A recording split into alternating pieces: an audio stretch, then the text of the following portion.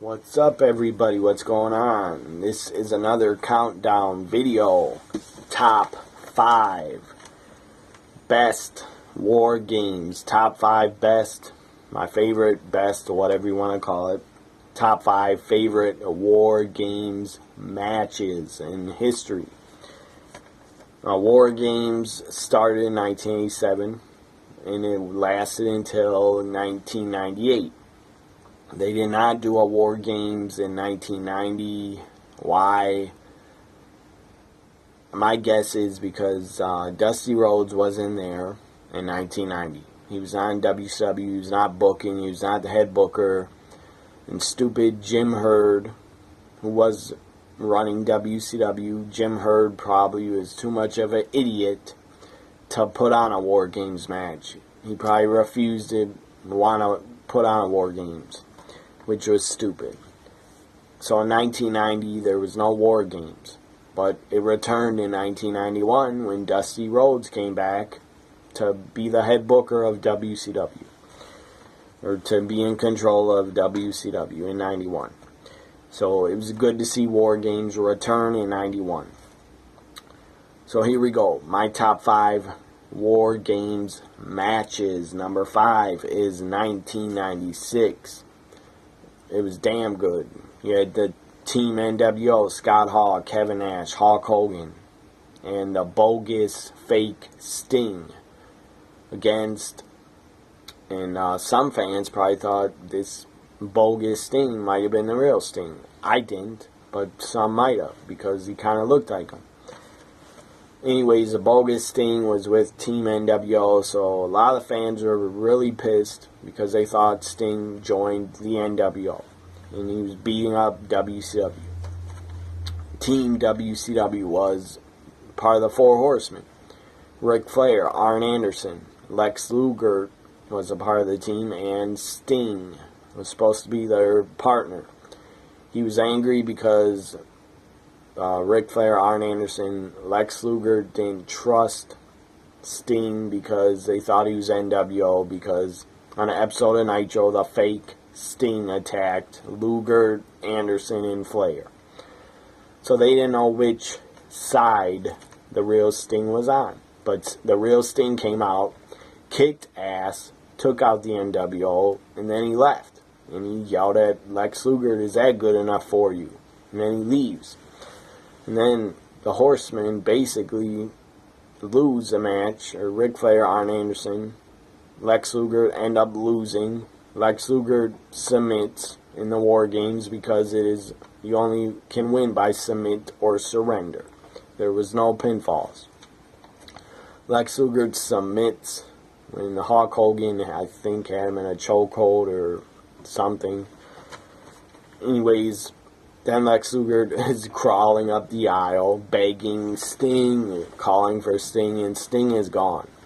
And then the Horsemen, Flair, Anderson, run down the aisle and attack the NWO. Is damn good stuff. War Games 96 was great. My number 4 is War Games 1991. This was pretty good. It wasn't the best War Games, but it was still entertaining. You had Team Four Horsemen, Ric Flair, Sid, not Arn Anderson, Larry Zbyszko replaced Arn Anderson. I think Arn was injured or something. The fourth Horseman, I think, was, Barry Windham. Can't really remember. Anyways, it was Team Four Horsemen and Larry Zbyszko against Team Steiner Brothers, Brian Pillman and Sting. Brian Pillman got powerbombed twice. I think Sid might have injured him for real, or it was just a storyline. Brian Pillman was selling it great. L.A. Gante comes out, carries Brian Pillman off, so Pillman's no longer in the match. It was a damn good War Games. 1991 is my number 4. My number 3 is War Games 1998. I say that 98 is my top 3 because DDP won the War Games, and I was a DDP fan. I was happy for him. And they had 3 teams. It was Team NWO Black and White, Team NWO Hollywood, I believe. It was Hollywood Hogan, Stevie Ray, and someone else. I can't remember who. I think Bret Hart. Then you had Team WCW. Rowdy Piper, DDP, and I can't remember the third guy. And then you had Team NWO Wolfpack.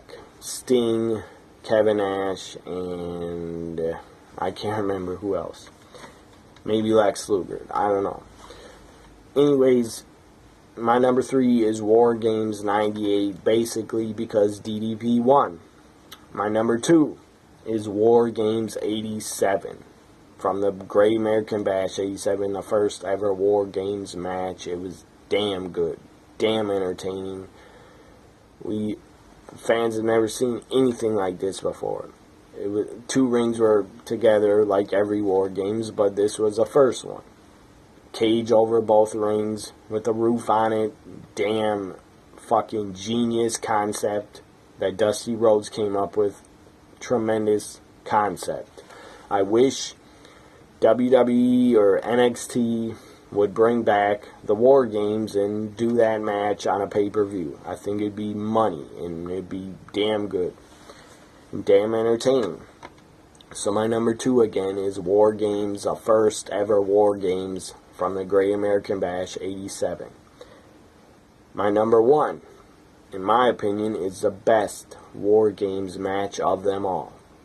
My number 1 is War Games 1992.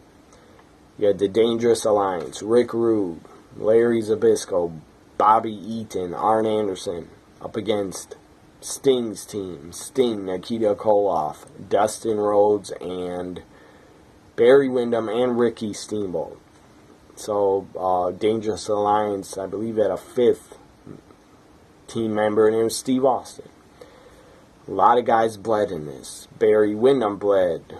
Dustin Rhodes got busted open, bled a lot. Steve Austin bled a lot. A lot of guys bled. I think everybody bled in the match except Rick Rude, Sting, and Ricky Steamboat. It was a damn good War Games. That's my number 1, is War Games 92. It was damn good. If you haven't seen it, watch it back on the network. Excuse me. It's damn good. Watch it on the network. I've probably watched War Games 92. I've probably seen it 30 times. It's that good, and I'll probably watch it 30 more times.